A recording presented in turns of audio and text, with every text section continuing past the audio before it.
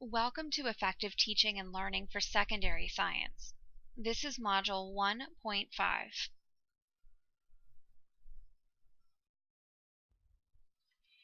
In this module, we will explore the effects of thoughts and actions of science teachers on student outcomes. The main idea or key concept of this video is that teachers' attitudes and beliefs toward science and toward teaching science have a direct impact on students' beliefs and attitudes toward science and learning science. This is supported by much research and is an area in which research is ongoing in order to determine methods to best prepare teachers and to best provide teachers with resources that enable positive attitudes toward science and toward teaching science.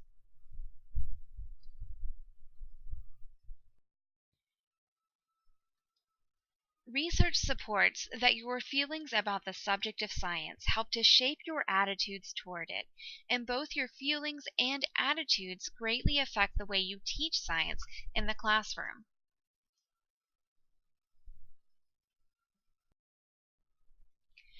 Take a moment and consider the following questions. Why is understanding your beliefs in regards to science important? How do you think this might affect your ability to teach science?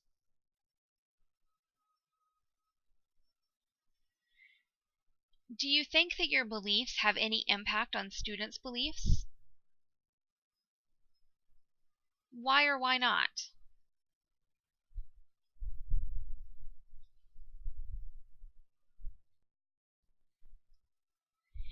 It is widely accepted that teacher attitudes affect student attitudes.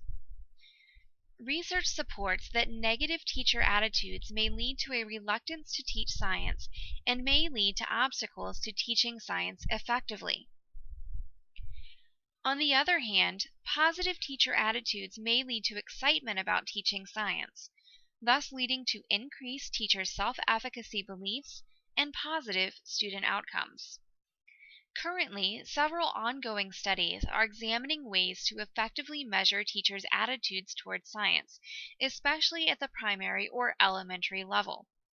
In the United States, primary or elementary teachers typically do not receive any formal training in science. That is, they are expected to teach all subject areas to their students, but receive little training in how to effectively teach science or math, for instance. Thus, primary teachers may feel as if they are ill-prepared to teach science, and as a result, may be fearful toward teaching science, or have other negative attitudes toward teaching science, as supported by the work of Van Ottereen Smeets, Wilma Vandermolen, and Ozma 2012, as well as others. This could potentially lead to lower student outcomes in science, and is an area still in need of research.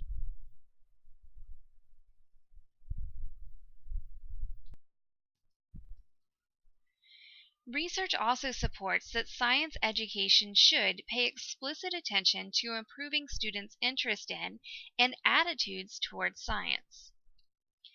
And when teachers have positive attitudes towards science, that enthusiasm is modeled to students, thus having the potential to increase positive attitudes towards science among students as well. As Van Ottereen Smeets, Wilma Vandermolen, and Ozma 2012 state, it is crucial for science teachers to develop their own positive attitudes towards science, as teacher attitudes have a direct impact on student attitudes.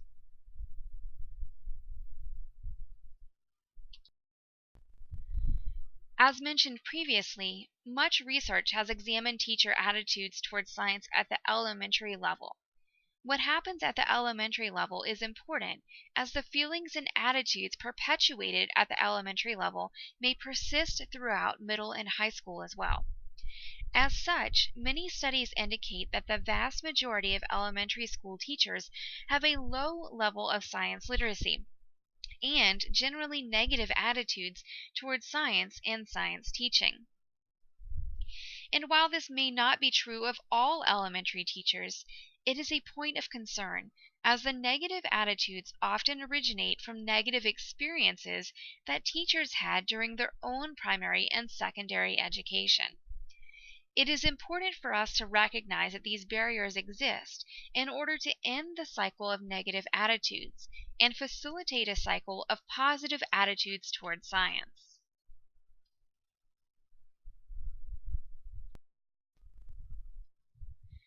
Going further, negative attitudes toward science can be a detriment to student learning in science. Negative attitudes can result in lower confidence, lower self-efficacy or feelings of self-belief, less time discussing science in the classroom, less time teaching science, a heavier reliance on standardized methods and traditional forms of pedagogy that are outdated and ineffective, and less ability to stimulate positive student attitudes. Thus, the role of the teacher is vital in shaping students' attitudes and interest in science.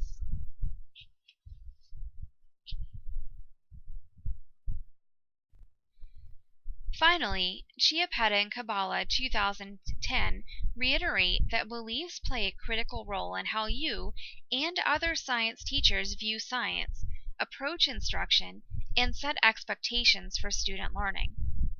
As such, you are strongly encouraged to consider your own personal attitudes toward science and toward teaching science, and engage in self-reflection to determine where attitudes can be improved or built upon in order to facilitate the highest quality learning experience for your students.